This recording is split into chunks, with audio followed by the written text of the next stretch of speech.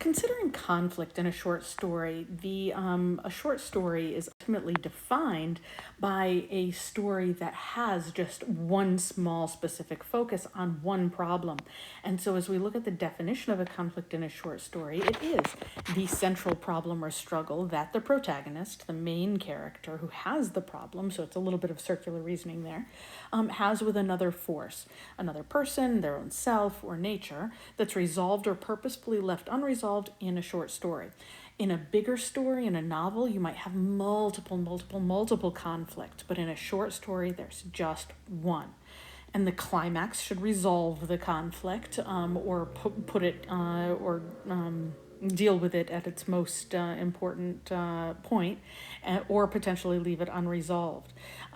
It is not the resolution and it is not the plot. So if you're stating the conflict, make sure that you're staying only at what happens at the beginning of the text. So here, the format that typically works is starting with the protagonist's name, or just the narrator potentially, or a descriptor if you don't have a name.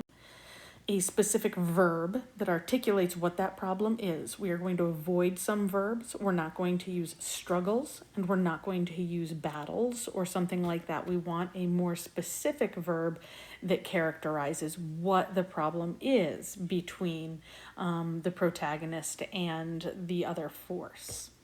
And then we'll end with the specific thing that the protagonist is up against. We're not just going to say nature in general. So here you might just be able to say, in a very grand sense for the Odyssey, you might be able to say Odysseus cannot does not know how to find his way home. Okay, there are multiple so many conflicts that kind of come up that keep him from getting home. But we don't want to articulate the plot. We would think about what's the problem at the beginning, is that he needs to get home. So that might even be a more concrete way to say that. So some key things that you've got to think of in a short story, not in an epic, is that it must be central, not just some problem that occurs in the story, because often there are lots of plot points that help us to reinforce, but they are reinforcing a larger problem. So we need to know what the big one is. Nothing in the short story should stray from that problem. So you need to check at the beginning. Is it in the exposition where the conflict along with the characters and the setting are introduced? Is it evident in the end in how the problem gets resolved? And is it evident through the action and language throughout? So not just in one event, but how does that support some of the stuff that happens in the beginning and end also? So you have to have all three of those criteria to get there. So let's take a look at those criteria for one short story that we've read, Battle Royal. I articulated the conflict, and there are many perfectly fine ways to articulate the conflict that may not be exactly this. But I've said the narrator does not know what his grandfather wants him to do about the racist world in which they live. So I've got my my protagonist's name. That's all we know him as. We could call him any number of descriptors. He does narrate, so this is perfectly fine. The concrete verb, it doesn't have to be a $10 word verb. He doesn't know is good enough. And then what's he up against? What his grandfather wants him to do. And so those are our three pieces. Then we think about the criteria. Is it at the beginning? Yes, his grandfather's words caused the trouble. So right there on that first page, it starts to become a problem. Everything on that first page is focused on their history as former slaves and his legacy in that particular family. Is it at the end? Yeah, his grandfather is laughing that he's still not doing what he needs to do, that these white people have given him something that's going to keep him on the wrong path, calling him a clown, and him still not understanding. He's waking up with his grandfather's laughter ringing in his ears. There's still confusion. So that climax actually leaves things unresolved. Is it in the language and action throughout? Yeah. The ways that he responds to the racism in every place.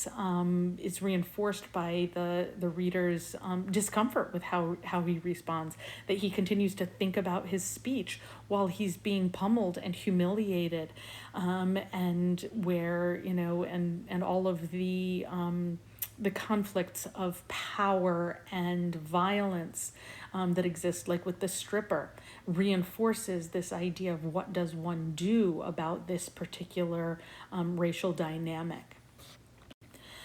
So why is this important to be able to articulate this and go through these steps? As readers, it helps for literary analysis and critical thinking to be able to pinpoint exactly what that problem is and then think through what those other choices that the author made were. So it helps you to make those connections. As a writer, as you're writing your own short story, articulating your conflict helps you to stay focused on a single problem rather than trying to get all of the detail and all of the other things that might not actually be important to this one problem and this one purpose.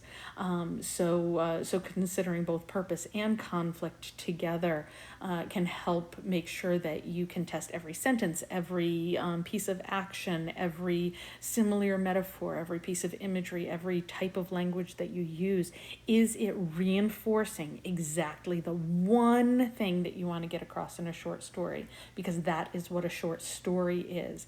You always think about story that actually has to have a conflict. We have to feel a problem and we have to care about that problem in order for our readers to care about the problem. If we just say, hey, grandma came from Poland and went to college and now she's really successful, that might be like a bravo statement. It's not an interesting story. We want to know what her circumstance was that made it that she needed that particular thing. So being able to really hone in on conflict will elevate your own writing.